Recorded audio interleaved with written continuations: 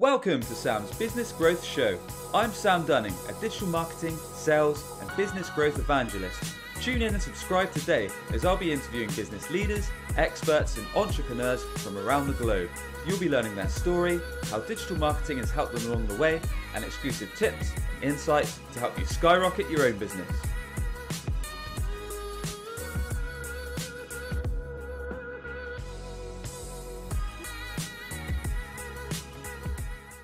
Welcome back to Sam's Business Growth Show. I'm excited and humbled to be joined by Morgan J. Ingram today.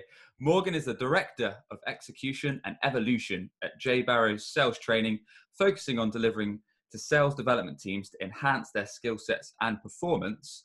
In his previous role, Morgan was a Sales Development Manager at Terminus, where he managed a team of 13 SDRs to help B2B marketers do account-based marketing at scale. Morgan joined Terminus in 2016 and helped scale the company to become the fastest growing startup in Atlanta. In addition to this, Morgan started his very own YouTube series, the SDR Chronicles, with more than 100 videos providing SDRs with motivation, advice and tactics. At only 27 years old, Morgan's been named one of the top 50 sales leaders to follow by LinkedIn, a top 25 development thought leader by Inside Sales, and LinkedIn's top sales voices of 2018 and 2019. Morgan's work's been featured in Forbes, Sales Hacker, the HubSpot blog, and the Harvard Business Review. I first met Morgan when we did the UK versus USA Sales Showdown. If you haven't tuned into that, go over to VanillaSoft's website, check out their blog, check out the podcast. It's great fun. Got to check out a whole bunch of great names in the sales professional. Well, Morgan, a pleasure to have you on, man. How's it going? And it's going good. I know I'm fired up. The intro was good. And yeah, the USA versus UK, that was a ton of fun. So I'm hoping we can do that in the future because I had a blast with that one. Definitely, man. We've got to have a round two, maybe later in the year or next year. Awesome. Yeah. So there's a ton we want to get through of yourself, Morgan. Most importantly, we would love to know your top business growth tips, some of the digital marketing channels that you've had great success with to build up sales pipeline, to get deals done, and to build your personal brand, and basically to become where you are today. But before we get there, we'd love to know a bit more about yourself, a bit more about your background. So if you could share with us kind of where you grew up, some of the key businesses that you've worked at over the years, and perhaps some of the lessons that you learned at each one, be it in sales, be it a lesson in marketing, or just business in general. We'd love to hear it, my friend. Yeah, so born and raised from Atlanta, Georgia, South Side in the United States. And I fell into sales. You know, it wasn't something that most people come out of college and uni, they're like, yo, I really want to be in sales. Like, people aren't really that jazzed up and fired up to go do that. So I originally wanted to be a sports agent. So if you guys have seen the movie Jerry Maguire, Show Me the Money, right? Oh, great film. Great film. Love it. You know, you gotta love it. So that's when I was like, yep, all right, cool. I want to go and be a sports agent. That was my thing. And so graduated with finance sports management. And when I got to my senior year, I was like, yeah, I don't know. Like, I don't know if I can move forward with this because they told me how to go to law school. And so I don't know if you guys have ever looked at law school and how much it costs. It's a lot of money. I can imagine. I've never looked at it. I bet it costs a ton. It's a lot of money. So I took a step back and I was like, all right, yep, that's not for me. And so I had to figure out what I was going to do.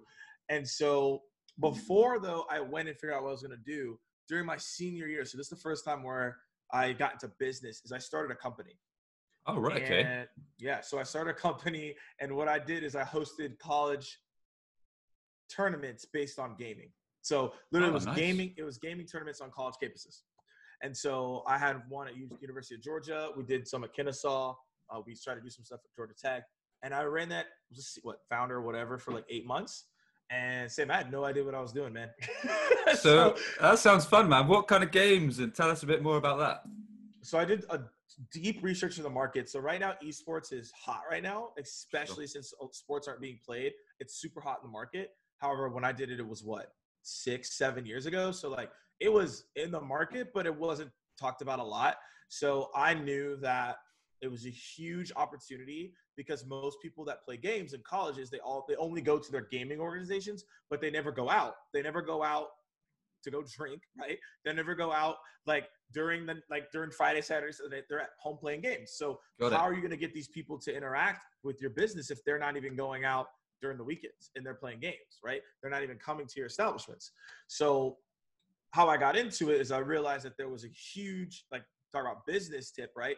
I saw there was a huge opportunity because I knew if I could go to a business that gets low foot traffic on Tuesday, Wednesdays, and Thursday and tell them, hey, I can bring gamers here that you don't ever see, right? And have a gaming tournament there, then we could actually get a lot of revenue. So we got a lot of revenue there, and it was a profitable business. You know, we weren't like raking it in, but it was profitable, right? We weren't in the red because we didn't have funding. I just bootstrapped. And then also we had a lot of great sponsors, like Dave & Buster's was one. So it's like a gaming, like arcade, essentially. We had different breweries in the area sponsor us because of it. So it started to grow really big. And the games that we put out were Halo. We did Mario Kart. That was a huge one. Mario Kart was a huge one. Super Smash Bros. You guys probably may have heard of that one. Great games. I love like all the of them. One. Yep. NFL. We did the sports, right? We did NBA tournament. Yep. We also did drunk Mario Kart, which was super fun. So we had dual drunk Mario Kart. So yeah, we had a lot of fun with it. And it was like one of the most fun things that I've done to just take a leap. I had no idea what I was doing. I had no mentors. I had no advisors. I just went out there and I just reached out to people and I figured it out. And it was really cool because I got a lot of support in me doing that, because a lot of people were like, yo, this is awesome that you're doing this. And so that was like the first thing that I started out. Sounds really fun, man. Those games take me back a few years too, to the Nintendo 64, playing Mario Kart. Great times with your friends. 4-player split screen on a really small TV, sitting on your bed. Exactly. Great times, dude. So how did you get people signed up? Because you've got sponsors, which is awesome for a job whilst you're in college. And how did you get was it just students that you approached to come on board and things like that? Or was there a strategy? This was crazy, and it was super tough. So the gamer community, right, you have to show that you can play games. Otherwise, they don't respect you. So I was trying to invite them to these things, and they wouldn't come because they didn't know who I was. So what I did is I went to the gamer organizations, and I challenged the best player. Oh, okay. And they're like, yo, this dude's going to get white. Because, like, you know, like, I don't – like, they probably thought I was just, like, some random guy that doesn't play games. You know, I go out on every weekend and, like, you know, they're probably like, who is this kid, right? So I would go to, like, people's houses. I would go to the organization. I'd be like, all right, what game are we playing? And then I would play. Now, did I win every single time? No. But, however, what they realized in the first couple seconds that I could actually play games. And they were like, whoa, mad respect. So I ended up gaining a lot of respect for a lot of people in those gaming organizations because they realized I could play the games. So then they were bought in to be like, okay, like, no, you have this gaming thing going on. Let me help you. So they helped me with reaching out to other gamers locally. They helped me out with the logistics. They helped me out with other things because I went in there and showed them, like, yeah, I know what I'm doing here. So I was essentially a gamer building a gamer company. It's just like I would do today. I'm a sales rep who does sales training. So I just found that game recognizes game at the end of the day, and people are willing to help you more when you're actually living in their shoes. And then how I reached out to the business owners, and I just showed up. So I just showed up on Tuesday and Wednesday during school, right? People are in classes. I would just go to the bars on the campuses. I would go to the breweries, and I'd ask for the manager. I was like, hey, and I had a proposal back in the day, like written proposals. And I was like, hey, so like, this is the business plan they're working on right now. This is where you can get ROI from it, and let's work together. So yeah, and that's how we got customers. That's how we got engagement. Awesome, man. I love that. So 5, so it was good. So there's two things I've picked up on there. You said kind of working with the fellow gamers because they didn't trust you to begin with. So you really got into their world. So I guess that's the lesson we could take away there, really actually understanding your customer, building up the bonding rapport with them, and understand how they work and networking with them. And then it sounds like the second part was real proper direct marketing, going straight to the business owners, bringing them a proposal and getting deals done. Door to door. I mean, I would have, if I had to go back I would do the same thing because it was like, they were right there. Now it's a little bit different now, right? Like if I'm in a city, so I probably wouldn't do as much. Obviously face-to-face is probably not a thing as much, right? So I probably do some more videos and digital on that aspect. But there in college, when you're in walking distance to everything, why not just show up? There was no one there. Like I was having just like one-to-one business conversations with like business owners because no one was there. So it's super simple. No, that's it. I mean, I guess nowadays you could do Facebook ads and stuff like that for local businesses, but going back all those years, everything was different back then. And like you said, you might not have had much money, so it was probably the fastest way to get it done. Yeah, I was in college, no money, man. I know the feeling. Yeah, man. So that's what I first started off with before I even got into sales and everything like that.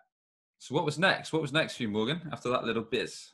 Yeah. So after that, it was like 8 months in. It was like in June and July. Like I spent all my graduation money on trying to make this company work. So all of my relatives hated me for that because they were like, "Whoa, why are you?" I was like hell bent. Like I was like, "This is gonna work." But then the more I got into it, I realized an event-based business based on sponsors, and I just felt like I wasn't gonna be able to make the money that I needed to sustain it. And also, a lot of people that I was working with, they were college students, so their drive wasn't the same as me, right? Got So it. what ended up happening is that like a lot of people were like, I don't want to do this. People are asking me all different type of questions, like what's like equity and stuff like that. It's like, yo, we haven't even gotten there yet. So like there was just a lot of things that were happening behind the scenes. And my co-founder and I, I still to this day, I feel like I didn't do the best job on this, to be honest. And this is just another lesson, is that like let people do what they need to do. I, as a founder and leader at that point, being how young I was, like, again, 6-7 years ago, so I was like 20. Like I wanted to do everything myself. Like I was like, nope, that's not good enough. I'm gonna do it. So I ended up like stressing myself out more because I wanted to do everything instead of leaving it in the hands of people that are really good at it. And I messed that up on my end, and that was a mistake. That was a lesson learned. That now, moving forward in whatever I do, like I know, hey, look, this is what you're good at. This is what you're great at. This is why I brought you on the team. I'm gonna let you do that. And that was a mistake on my end. But then after all that ended, right, and I decided to get rid of it, I then went into public speaking. So Okay. yeah, I went Tell into us more public about speaking. that. Yeah, so I got on a long story short, got on a plane ride, and I was talking to somebody random, and they told me like, hey, I feel like you'd be a really great speaker. I just feel like I'm called, like, whatever you believe in, God, divine invention, I believe in God. So like, hey, like I'm being called to tell you this. And so that conversation led me to believe that, hey, I should go be a public speaker. And like, that was like my calling, like, and to So go figure out how to do it. Yeah. someone just came up to you and said you should be a public speaker. Is that right? Or am I missing the Nope. end? No, you're not. So like literally I was on the plane sitting there reading. They were like, hey, I don't know who you are, but I feel like I need to tell you this. You should be a public speaker, and let's talk about how you can get there. Like literally on the plane. Wow. I don't know this Okay. guy at all. That's Nuts. amazing. I know, nuts. And so I took his advice. And so we like wrote down, I still have the notebook. We wrote down like the game plan of what to do. So I was going to Dallas to see my uncle after the company, like I just got rid of it. And then I went back to my home, like back to where my parents lived, so back in Atlanta. So I was living there at the time. And then I started reaching out to every single middle school and high school on this new speaking program that I did. Now, every single one of those programs rejected me. And this was for free, Sam. This wasn't like I'm charging, this is free. And they all rejected me. And I was like, okay, this sucks. So what Yeah. I did next is that I started getting on Periscope. Okay. So then I was That was familiar with Twitter, right? Periscope. So it was so it was Back in the so day. back in the day. So it was like it's still kind of there, but it's not as active. But what it was like live streaming, like Got it. anywhere in the world, right? So you could throw in your Periscope, people could hop in, add comments, and then have likes. So I hopped on that live streaming super early, like right when it was like super hot. So like Meerkat, Periscope, I hopped on it early on, and I did 3 Periscopes a day because I was like, all right, like let me get myself out there and like see if someone just comes along and wants to hire me. So how I got my first opportunity was through social media, so through Periscope. Wow. Okay. I can remember when that came out, and this was a few years ago. And I Yeah. just remember speaking to my colleagues at the time in the business I was in and just thinking, what the heck is this? Like, this isn't going to take off. This was way before obviously every social platform now has got some form of live video content. And I was just like, what the Yeah. heck is this thing? Dude, I took it and I was like, all right, live streaming? Like, all right, let's do it. Like, I'm trying to figure this speaking thing out. So I started getting opportunities, man. I had audience that grew in London. I had audience that grew just in different countries. It was crazy to me. And I was just coming on there just talking about how I was able to graduate from college. Most African Americans don't do that. So I was just talking about, hey, this was my experience with it. And then also I talked about like, here are things that you can do to see success, do certain things. My relative success was just graduating and starting a company and seeing some opportunities there. Not that it was a massive company, but hey, these are some things that I did. And then also how I've kept a positive mindset, which mindset is obviously the main thing that a lot of people need to have nowadays. Because if you don't have a positive mindset, you can't execute positively. So from there, right, I ended up someone found me. They invited me to an event here in Atlanta. Okay. And they were like, hey, do you want to come? Like one of the speakers dropped out. I was like, absolutely. So I was part of the 4 speakers, and I was one of, I guess, like the side keynotes or whatever you want to call them. So my talk was like 30 minutes. This is my first talk in front of an audience that's not like someone from like an organization, right? Because I had done previous talks with like organizations. Because when I started that company, if you go back, I got in the newspaper in the school. So people invited me to go speak at the organizations because I was getting buzz for it. And so from that perspective, I had already had some speaking experience, but not like this. Okay. So you'd had a bit of experience. You weren't A little bit, yeah. So yeah, go ahead. Yeah, I was going to say you weren't too nervous, because I'd imagine if you've got your first ever speaking gig, it's probably quite a scary thought, quite a scary prospect. Yeah. So it's the number 1 fear in the world, public speaking. So true, man. I've never done it, not to a massive stage.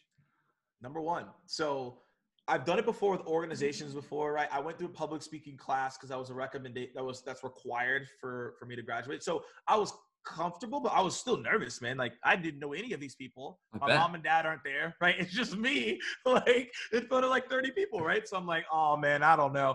So I mean, I practiced, like I was in the mirror, like I practiced with my parents, like I was studying speeches on YouTube. Like I was so serious, man. Like I would watch YouTube commencement speeches, graduation speeches, and like study the way that they talk, the inflections. Like I was locked in on, like, I had to be great at this. And so I went up there and delivered, and that's went really well. That's where it all started. Amazing. And from that speech, you know, it's still on Facebook. I actually probably should drop it on LinkedIn so people can see like my first speech. The video quality is so bad. Like my style is so bad. Like it's so funny. Like I need to actually put it on LinkedIn so you guys can see it. So you're like, oh, okay, like Morgan's come a long way, because it was good, but obviously it's, like I look at it now, it's like, wow, I could have done way better. But the whole thing is that like it spoke to people, and 3 people came up to me after. And those are 3 opportunities. So one thing that I had been watching content on, they were like, hey, look, if you do a speech and 3 people don't come to you after, or at least say, hey, congrats on that, your speech really wasn't that good. So at least like normally my barometer is like 3 to 5 people. Like I come up to you and say, hey, that was good. And then like 3 people were like, yeah, I want you to do some other things. So after that speech, 3 people came up and they were like, hey, look, like we want you to go here, here, and here. And so one of those ended up being a paid engagement. So this is my first paid engagement, right? And it's not like a ton of money. It's not a ton of money, but it's a paid engagement. I'm like, this is what I've been waiting for. Like I've been making a ton of videos, and finally it's here. And so I went out and did that paid engagement, and I was, you're gonna laugh at this. It was a comedy and entertainment spot. So basically, 99% of people are comedians. I'm the only or in this case, I was a motivational speaker. I've changed. Like, I don't really believe in that as much anymore. Like, I've changed it more into like a public, like transformational, like tactical speaker. That's where I see myself now. I have motivation behind what I'm saying, but like, I was just pure motivation back then, like mindset stuff. Right. And so, yeah, man, I came in there and just like lit people up. And I also have that speech somewhere too. And there was like 50 people in that audience. And then from there, 4 people came up to me after, and they were like, all right, like how can we work together? And then, man, that was a snowball effect. So then I got invited to middle schools, high schools. I spoke at Rotary clubs. Rotary clubs, if you're looking to be a public speaker or if you're looking to get your word out there and practice this, Rotary clubs are fantastic because they don't pay you. However, it's in front of a lot of people that have a lot of different experience in the community. And so I had people that were, 40, 50, 60-year-olds in there that would then send me to other places so I could get paid again. So if you're looking to start, like that's a tip right there, right? So if you're looking to get better at public speaking, go to the Rotary clubs. Like I can't tell you how many Rotary clubs I emailed to get opportunities. They were free. However, it got me to other places to get speaking engagements as well. So I did that for about. That's awesome, dude. So let's do a quick recap on what we've covered so far. So there's a lot here. That was a heck of a lot. So you wrapped up your gaming business. Yep. A few extra lessons, it sounded like, was knowing when to distribute work and not to try and take it on all yourself, it sounds like.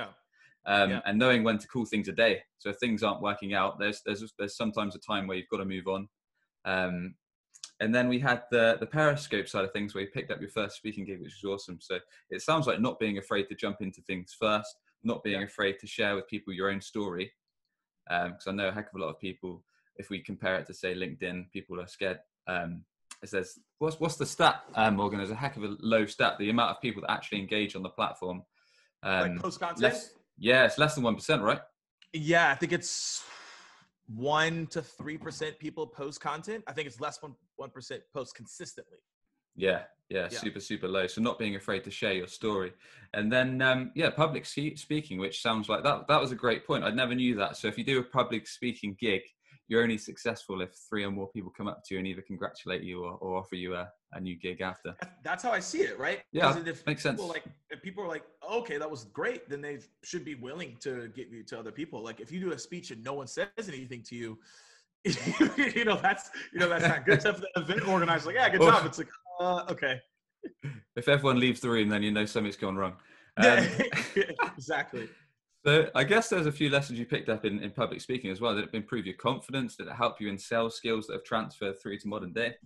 Confidence for sure. If I can speak in front of people who have no idea who I am and I can hold a room for, I do speeches now that are full day speeches, right? So hour, 2-3 hours, like that's a huge skill. Like if I can hold your attention for that long, then, I can able to do that on a call or things of that nature. Also, the key thing about public speaking, what I've learned is that how to really understand the power of pauses, which I do naturally a lot now, and also the inflection of tone of how you need to deliver someone in a conversation. It makes you a better communicator too, and a really great storyteller as well, because you have to be able to tell stories to keep people engaged throughout the conversations you're having. So those are things that I found that were really great for the public speaking end. Awesome. So anyone looking at that, it sounds like you should investigate the Rotisserie Club. Is that right? Rotary. Rotary Club. Sorry, rotisserie. I think chicken's like on a thing. Yeah, exactly. How that came into my mind. I'm not a chef, right? Yeah. So I don't know if it's the same though in Europe. So you guys might have to go check that out. But if you type in Europe, it might be fair enough, man. Cool. Okay, so moving onwards, what was happening next? You carried on the speaking, did you, or you got into a sales role, or guide us through the journey that was next for you? Yeah. So what ended up happening is that I went to the National Speakers Association in Atlanta. They had a meeting like every month, and I didn't even know it was a thing. So I went in there, and they're all like, this is like, if you've been to Atlanta before, if you've seen it, there's like a huge building in Buckhead. And it's like, I went up to the meeting and it was like the top floor in Buckhead, right? And I enter the room and everyone's at this like round table. Like everyone's just at the round table and they all know each other. They have no idea who I am. They're like, who is this kid? Like, and these are people who are like distinguished speakers. These are people who've been speaking for 20, maybe 30 years. And I like just now got into it. Right. So I'm like nervous, man. Cause I'm like, oh man, like, I am so young. I have like no experience in this. Like I've only been doing this for like a couple months. Like, all right, I wanted to know. Like I was like, I gotta get in the game, so I have to show face because most people will not show face. And that's also another tip is like, be willing to show face when you're like, I'm not the smartest person in this room. I have the least amount of experience. That's where I learned the most. That's where everyone learns the most, right? So boom, I went in there. Love that. Okay. And sat down and I was talking to this guy next to me. His name is Jeff. And I was just telling him like, hey, this is my journey. This is what's going on. He said, hey, look, public speaking is something to do it as a career is very hard to get into, to have the consistent income that you're looking for.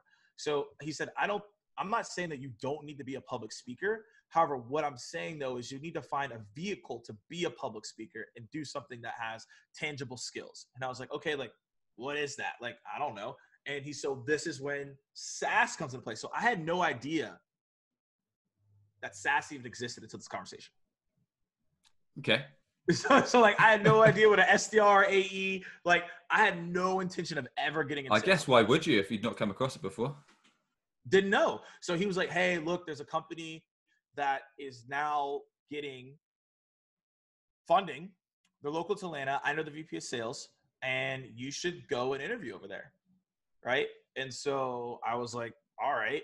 And so what ended up happening is I took that info, right? And I started looking at other SaaS companies because this was like very intriguing to me that like companies get funding and you can just go there and you get paid. So I started doing like other interviews before I had made that call. So he got me introduced to it, but I looked at it and I was like, okay, like I'm going to go look at other companies that were like more exciting to me. Kept your options open, it sounds like. Yep. And then I got rejected by all those other companies. Ouch. Okay. And I've interviewed like AE, SDR, like I got rejected from all of them. They're like, no, right? Because I had no sales experience, no SaaS experience. So I remember what Jeff told me, and he was like, that VP of sales. So what I did is like, all right, let me just treat this as sales, right? So I literally just Googled like, all right, like what's in a sales development rep? What's prospecting? Again, I didn't know what that was. This is just crazy coming from me. Like I had no idea what that even was. So I did some research and I was like, all right, like why don't I just treat this sales interview as a sales process? So what I did is I found the VP of sales number. I cold called her. She picks up. That call was terrible. But the fact that I cold called, she was like, all right, like you come in for an interview, like send your resume to whoever, right? Send it to the recruiter. We had a conversation, really good conversation. Got me in the in-person interview. That went really well. Just did a really good discovery, did a ton of research on the company. And then in that, ended up going to the second interview. In the second interview, I got hired on the spot. Nice, man. They were like, hey, like, do you want to work here? And I was like, sure. So boom, then that's the company I went to. And the reason that I ended up going to that company, accepting on the spot, is because I realized they were in a very unique space. So they were in the account-based marketing space. So 4 years ago, that was a brand new term. That was a huge buzzword. And I saw it similar. I told them, I was like, I see this as similar to Inbound and HubSpot, how they did their thing. I see ABM as the same. So like, I want to work here. And I really like marketing a lot. I see myself as a marketer as well from the way that I think about brand and things of that nature. So I was like, let me learn about marketing and also learn about sales. And then I also can do some public speaking too, based on, what I know. So that's how I then got into the next role, which was my sales development role. So an SDR. And then that's when I got into sales. Sounds like a great combination, sales, marketing, and a bit of speaking. Do you remember Yeah. what you said on that first cold call? So I'm going to try to like rephrase it. So it basically was like, her name was Tony. She was like, hi, Tony. This is Morgan from the University of Georgia. I just graduated and I was looking at your website and I feel like I could be a good fit. I see that responsibility is cold calling. I'm willing to learn. I see that email writing, I'm willing to learn there. I'm really good at social and I feel like I could bring that component to the team. I've been doing a lot of social selling as of late and branding. So I feel like I can bring that component. So, I just want to see if you're willing to give a shot and help and for me to come in an interview, like, just want to see what I'm about. And as I'm stuttering, like that's how I was too. So Nice. like, Openly and honest. like yeah. verbatim about it. Cause I was nervous, but she was like, yeah, let's do it. Great stuff, man. Okay. And was this at Terminus or was it somewhere else? Terminus. So yep, Nice. that's where I started off, Terminus. Awesome, man. So tell us a bit more about kind of how you grew there. Cause you were there for a few years, right? And I was there for 2 grew years. it pretty nicely. Yeah. So the company grew in 2 years when I left by 146%. Wow. Or no, 846%. 846. Cool. That is some growth. Insane. So to this day, I don't think I'll ever be with the company that has ever grown that fast. Like it was a once in a lifetime thing. And I know that. And I treated it as that. And thinking back on it, it was an incredible experience. And it's funny, like I'm in a group text with like all the SDRs still. Like, and we all have like different jobs now, but it's just funny because like we're all still having conversations. We're all still cool. And yeah, man, I was really bad at being an SDR the first 3 months. Like I sucked. Okay. So why was that? Just new to it? Didn't know the skills or? I wasn't committed. I think I was focused on too many things. Like I wanted to be marketing. I still was putting out content that was motivational. I was still trying to do public speaking on the side too. I think I was just doing too much. And also I thought it was just going to be easy because all I had to do was schedule meetings and I realized how hard it was.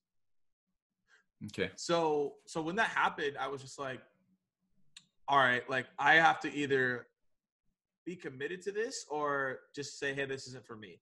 So what did I end up doing is that I ended up talking to my VP of sales at the end of the month, right? And in the month 3, and I was like, hey, look, like, I don't know if this is for me. I'm not really feeling it. And she asked me a question that was super important. She said, hey, Morgan, like, are you giving this role 100%? And I was like, no, I'm not. And so that conversation was enlightening for me to realize that I needed to step up myself. And at the end of the month, I was supposed to be on PIP too. But my boss was like, look, if you hit quota the next month, like we won't talk about this. And so what I ended up doing is I went home and I was like, all right, like, let me just get better. So I just listened to a lot of podcasts, a lot of blogs, took a lot of advice from a lot of people and just revamped my process and got it to be very systematic. And then I started seeing results. Interesting. Okay. And then I just went from there. Cool, man. So it was quite a lot about focus by the sounds of it, because you're doing quite a few different things all at once, trying to juggle those. And then she asked you that great question, are you 100% all in? You honestly answered, which a lot of people wouldn't, which is important. And then it sounds like you went all in, so you consume podcasts and all sorts. So any particular pieces of content, be it podcasts, be it books, that were a real influence and that have helped you out in your career so far? At the time, so far there's a lot. At the time, that was Sales Hacker. Sales Hacker hadn't gotten acquired by Outreach yet. They were like their own single thing, and they were doing a ton of content, and they were doing a really great job. So I saw them as like the North Star for how I really got great at what I was doing. And also, I just started talking to more of my reps. I think that's what people don't do. They don't, like, that's a tip right there, right? Like, if you're struggling, talk to the top reps and ask them what they're doing. I don't know why I didn't do that in the beginning. I think it's an ego thing. I think I was just like, I'm going to figure it out like I always do. But sometimes you just got to ask, like, hey, like, what are you doing to be successful? Like, you know who's winning, you know who's not. Yo, what are you doing? And then that helped me out a lot to be like, oh, okay, like, this is what I need to do. That was really cool for me to do. And then on top of that as well, as I look at it, I think another key factor was that I read the Sales Development Playbook by Trish Bertuzzi. That was really helpful for me as well. And I looked at a lot of just different YouTube videos, and I was just willing to try out a lot of new things. There wasn't a lot. There was nobody, because this goes to the next thing that I did. There was nobody posting content that was a rep at all. So you didn't get anything from the trenches. You only got them from people that were consultants. And again, I am one now. So, you know, at the end of the day, like, it's fine. You know, but I still do the job, but I obviously have consulting things that I do. And so the thing is that, like, I saw that there wasn't a lot of people who are in the trenches creating content. So how I learned, to be honest with you, is the SDR Chronicles, because I started doing interviews with people that had way more experience with me. And that's how I learned. Because then they would say, hey, you should try this out. I was like, oh, that's cool. And then I would do it. And then it would work. And then I could talk about it. Yeah, tell us a bit more. Yeah, tell us a bit more about why you started that and how it went. Because you're 100 or so videos in. I've seen you've got a decent amount of subscribers on YouTube. And I think that helped to grow your personal brand, right? Yeah, so, you know, I post there from time to time. It's not as active as it used to be, because it was the most relevant because I was in that role. And then I was documenting in that role, which most people were not. Nobody was doing that at the time, because it was a huge risk. Because, like, if it didn't go well, you're the video guy that sucked. So I was willing to take that risk, because I was like, best case scenario, it turns out to be something awesome, which it has so far. And so I started it for two reasons. One is a blog post by Ralph Barcy. So Ralph Barcy, he's now the VP of Sales at Trey. He used to be the senior director of sales development at ServiceNow, which is a huge organization. So he posted an article on Sales Hacker, which, again, I was reading a lot, and it said, hey, why hasn't an SDR created a YouTube channel? And it said it on there, and I was like, well, okay, that's interesting. So then I tweeted him. I was like, hey, like, has anyone done this yet? Because the article was written 6 months before. So I just want to see if anyone had done it. He's like, nope, no one still has done it. And I was like, and I tweeted him back. I was like, all right, I'm going to be the one. And he was like, all right, we'll see. So lo and behold, 3 months later, light bulb moment. I created it. And then also, it was that same day. So that's when I knew it was important. Gary Vee came and he was like, hey, if you're a sales rep, you should be building your brand for the long term, not short term to, like, close business in the next 2 months, but the long term, so that you always have a job and that people know who you are. And so then that's when, boom, I created the SDR Chronicles that night after I saw that talk from Gary. That's epic, man. That's really epic. And I love the points you've made there about long-term building brand, keeping pipeline and that kind of thing. No, that's awesome. And I also like the point that was made a couple minutes back about talking to the best reps. So being humble enough to just look at your organization, look at the guys that are doing well, or the girls that are crushing it in terms of beating quota, beating their sales target, and just ask them, frankly, like, what are you doing? How are you doing it? Can you help me with this? The chances are most people are going to say yes. I'm sure there's the odd one that might be an idiot, but 99% of people for the most are going to help you. Yeah. Cool, dude. Okay. And then you became a manager there, right? Was that correct? That is correct. So after the during the SDR Chronicles, I gained a lot of external and internal brand recognition, and I got tapped on the shoulder to be the SDR manager. So I was the youngest person on the team, And also I was tight with everyone on the team. So this transition was tough, man, because when you go out with people like every other weekend and then now you're managing them, that's weird. Yeah, I can imagine. It's really weird. So they're just kind of like, From okay, buddy to manager. Yeah, like now you're my manager. Like what? Dude, we were just hanging out on the weekend, getting some drinks and a pint, right? Like, what are you doing, dude? So like, what I had to do. This is important for everyone to listen again. You know, if you're from that sales leader perspective, right? And even, you know, even if you're in marketing and you get promoted to a marketing leader, right? And business owners too. Like, this is for everybody. Like, if you are really tight with somebody and then now you have a new position, right? That you're now leading someone, or you're a business owner and you hire your friend, like the relationship now has changed. So I said, hey, look, when we're at work, I am the leader here. Like, I'm the manager. So if I'm like, hey, look, you got to do this, or you got to get better here, or I reprimand you for something, or like, I don't like the work ethic you have, like, that's not because I don't like you. It's because this is the entails of the job. Got it. Outside of work, we're still friends. However, in work, it's a different relationship now. And so I had to set that boundary. However, moving to the SDR manager role was really exciting for me. At the peak, I had 13 reps. So I would recommend from a manager standpoint, like once you get past 9 reps, that's when things get overwhelming. So 13 reps is very overwhelming. 7, my sweet spot now was 6 to 8 is a sweet spot for me. Like that is manageable. You could do proactive coaching.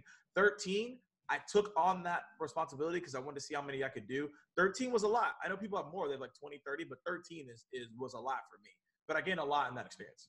Awesome, man. So I like the fact that you said you set the foundations early on. So you said, look, guys, I know we're friends, but when it comes to business, these are the rules. So I do expect you to adhere by these guidelines. Yeah, so that's cool. Now, the transition from sales rep to manager, have you got any tips that you could share with us that helped you in terms of making sure everyone stayed positive, everyone kept up the activity in terms of sales, everyone was hitting their number? So any insights you could share on that front? Yeah, so 3 questions you should be asking your rep. One is, how do you like to receive feedback? Is it direct, indirect, whatever that is, right? So here's the thing. When people say direct, then I know how to motivate them. I can be like, hey, look, you're not doing what you need to be doing right now. And that you said you want direct feedback, so now I don't have to like mince words there. Some people may be like, you know what, I don't really like direct feedback. I want it to be a little bit more indirect. And like, that's fine. Now I know how to have the conversation. I'm not going to talk to you how I want to be talked to, because it's going to be different. So you have to understand that you're not, just because you're a manager now, you can't just push your agendas of how you would want to be treated on other people. You have to understand what that is. So your reps work for you. You don't work you work for your reps. Your reps aren't working for you, right? So that's the key factor right there. And so that's what a lot of people think when they become a manager, they just prop up their feet. It's like, no, that's not it, right? So number 1 is you got to ask them how they like feedback. 2, ask them what their short-term and long-term goals are.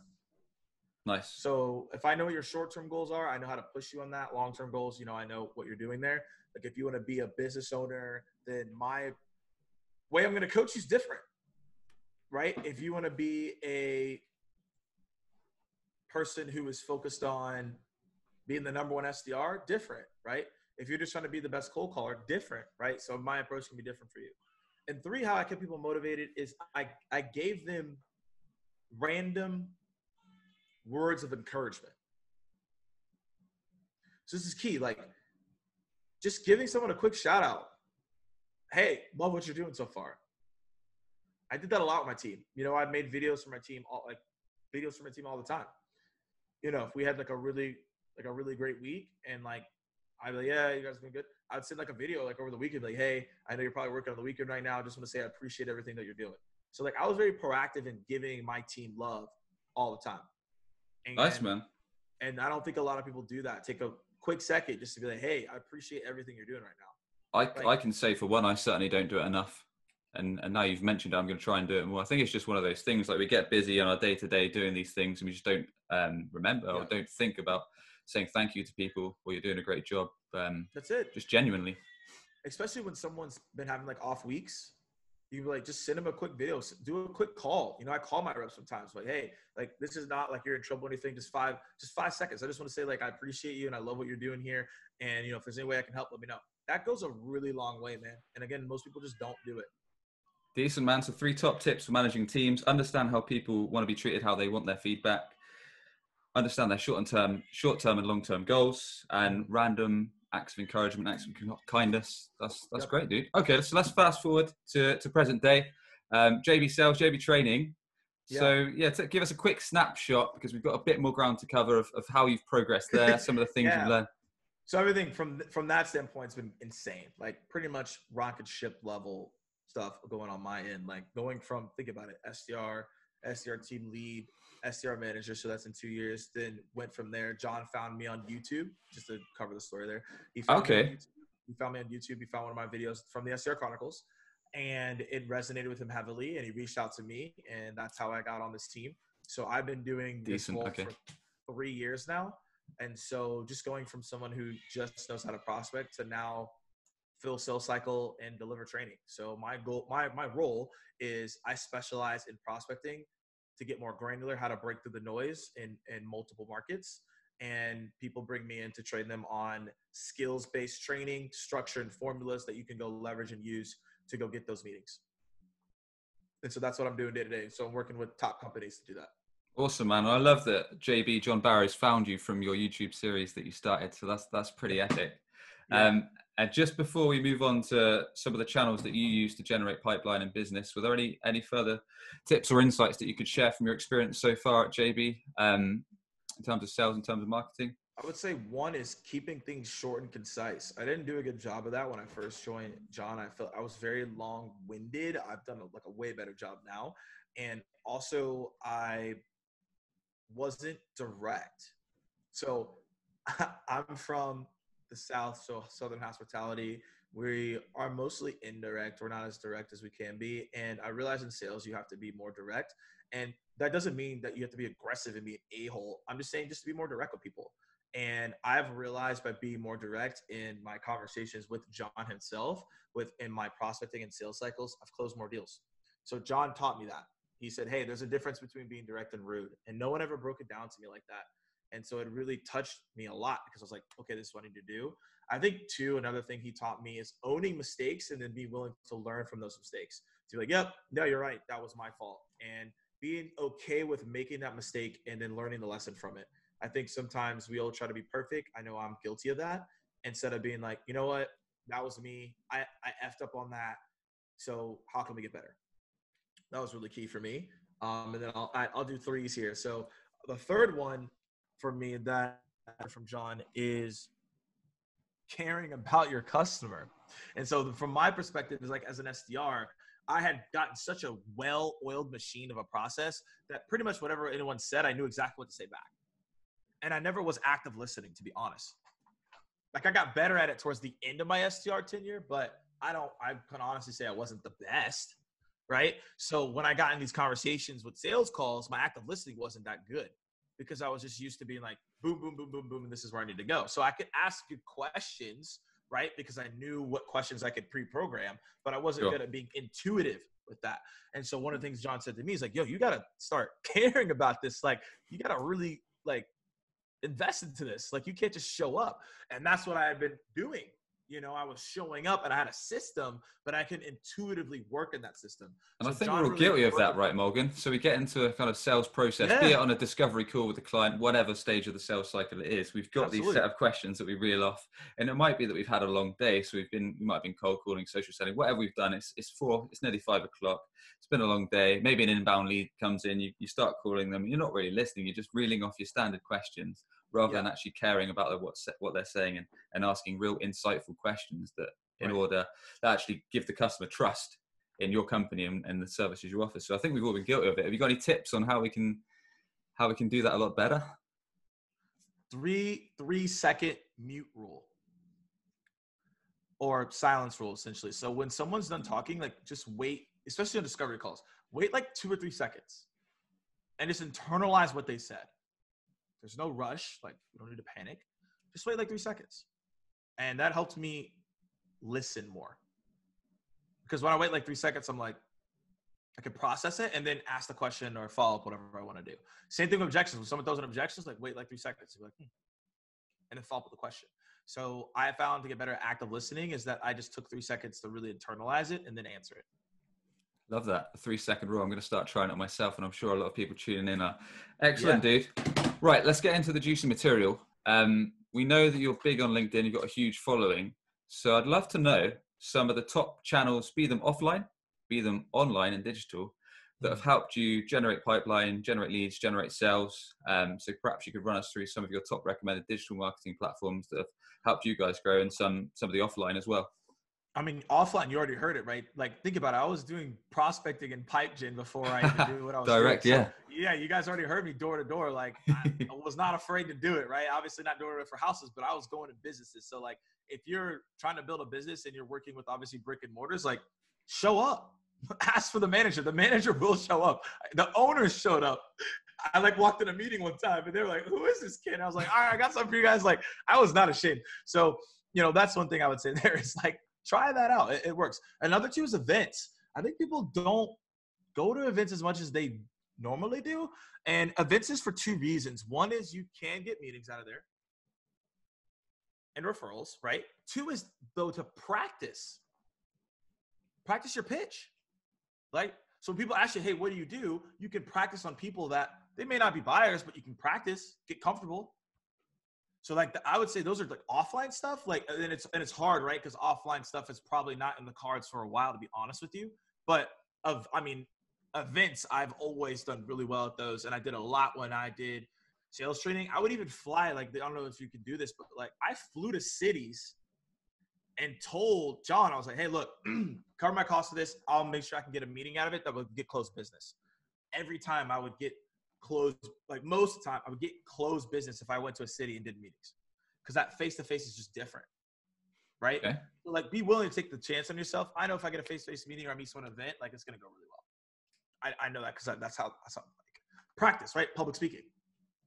Got it, man. Then online, right? So let's go like LinkedIn. LinkedIn is huge right now. So based on the stats from an SDR or prospecting perspective, there's a 48% increase in LinkedIn activity. And so because of that, that means more people are online. Think about it.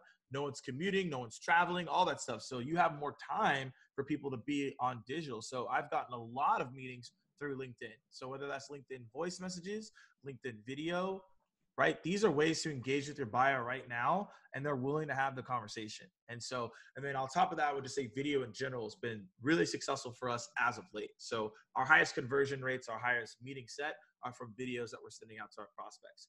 Each region in prospects and persona are going to be different. However, those are things that we've seen successful as of right now. Fantastic, man. So for anyone that's listening or watching in that's not yet ventured into LinkedIn direct message, be it audio recordings, be it video recordings, and they're thinking, does that really work? Are people actually, I mean, I'd rather just do some cold calls and get some meetings, but I'd rather hammer through a list of 1,000 prospects and maybe get 5 meetings. What's the advantage of tapping into LinkedIn, sending some video messages, audio messages, and how can you get results from that? Yeah, so I'm a finance major, so I'm going to break it down from a mathematical standpoint, so then you guys can understand how I think this way. So people say, "Oh, videos take a long time." Okay, so let's break it down. Let's say if you did 45-minute time block and it took you 5 minutes to do a video and you did 7 videos, right? Well, granted, eight is 40 minutes. So let's say you did 7 to 8 videos for 45 minutes. So if you did that each day, that's 7 times 5, which is 35. And 35 times 4, if I'm doing my math correctly, would be 140. Yep, I think so. So I believe that's right. So I mean, someone can check me, but I'm pretty sure that's right. So 140, right? So the video has a 3x response rate based on data, right? And so keep that in mind, right? So we got 140. Then let's look at the cold calls. 80% of cold calls go to voicemail.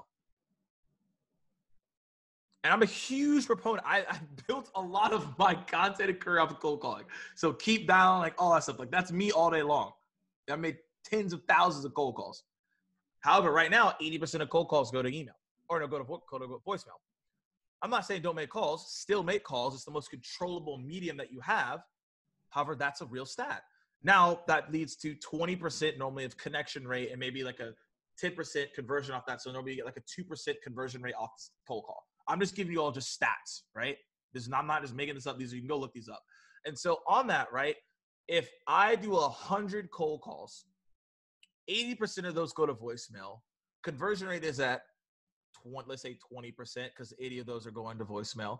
And I'm getting 10% conversion off that 20%, which is the 2%. I got to make a good amount of cold calls. Sure. And the data might be terrible, right? So if you can't get to somebody, why not do a video? So let's go back to 140. If you 140 convert that off of, let's say, 10%, right? So that 140, you got 10% of that for that month. That's 14 people reply. Let's say if you get half of that, that's 7 meetings. So you made 7 videos a day to get 7 meetings. That's pretty good, right? Not bad, and, right? And also on top of that, right? These can be scalable. You get more comfortable with them over time. So what I did a training this morning, and I talked to, hey guys, the video is just the new cold call. They just so happen they can see your face. That's pretty much it. So if you're like, oh, it's a waste of time, I don't know about this, 7 videos a day. It's not hard if you block out time. Definitely not. And just before we move on, should we treat these video messages like a cold call? Should we do like a 30-second elevator pitch? And should we just look for the target audience that we're targeting with our data? So say, for example, in our business, we target marketing directors, sales directors, and so on. Should we do the same? 10-30-10. This is the formula. I'm going to give you all, walk away with this formula. This is very tactical. This has been working universally for people around the world. So it's not just saying if here from Atlanta, it works. Everyone's been using it and it's been working for them. So first 10 seconds, we have to get their attention. So you have to state the reason of why you're reaching out. So that could either be based on the priority or the persona, or it's a trigger. So like I found something on the website or LinkedIn, etc. So the first 10 seconds, I'm focused on getting your attention based on a trigger or a priority challenge of that persona. Okay. The next 30 seconds is the value prop. So that's the attention grabber, which is your elevator pitch that you're already saying on the cold call. So insert your pitch there, and now you just say it on the video. The last 10 seconds is the call to action. So the last thing I'll add here is make sure that your call to actions are, Gong calls them interest call to actions. I call them collaborative call to actions. And all that means at the end of the day is that you're stating, are you open to learning more, or are you interested in a deeper dialogue? So that way it allows for them to spark a conversation. Again, it's more conversational. It's not aggressive. It's not friction. And they're more apt to respond to you. So 10, 30, 10 seconds. I want to get your attention in some way. That's me stating the reason for the video. And I always start the video with the reason for my video is, which is key. 30 seconds is the value prop. 10 seconds is the call to action. So that's the video formula there. That's epic, dude. So this has been hugely valuable for the audience, man. Love to learn your story. Love your top offline and digital marketing tips. Just before we wrap things up, what's one thing that salespeople, marketing people, or business owners should be doing with digital marketing that's going to help their sales and business? Making your brand or creating someone that is in your organization as a brand that someone can look to. So creating the brand to be educational yet fun at the same time. People want an engaging process in marketing. They also want an engaging process in sales. So those are things to think about. Epic. Thank you, Morgan. So we'd like to ask everyone that comes on, if you could thank just one person, either dead or alive, having a positive influence on yourself and your career, who would that be and why? I got a lot of people to thank, but I'm going to go back to the story. I got to give a shout out to Charles on the airplane. I give a massive shout out for just having the conversation with me and guiding me in the direction to be a speaker. And that's led me to everything else. So I have to give him a shout out. Nice one. Cheers, Charles. So everyone, you've been tuning into Sam's Business Growth Show, where we sit down with business leaders, experts, and entrepreneurs from around the globe. We find out their story, how digital marketing has helped them along the way, and their exclusive tips and insights to help you skyrocket your sales and your business. Morgan, tell us a bit more about how people can connect with you, the best way to get in touch. Yeah, best way to get in touch is hit me up on LinkedIn, Morgan J. Ingram. Super simple to do. And then, just connect with me there. And then if you got questions, I'm happy to answer them. Awesome, man. And JB Sales has just launched an online platform for sales, right? Yep, absolutely. So you can check that out too. Fantastic, dude. Thanks very much for coming on. Are you tired of constantly hunting for new customers? You could be missing out on regular inbound opportunities, all because your website isn't on the first page of Google. Perhaps you're already spending lots of money on advertising, but your website is failing to convert all of your hard-earned visitors into a consistent flow of new customers. If you'd like to learn more about our unusual approach that brings idle clients straight to you, connect with Sam Dunning on LinkedIn or book a free 20-minute consultation via webchoiceuk.com.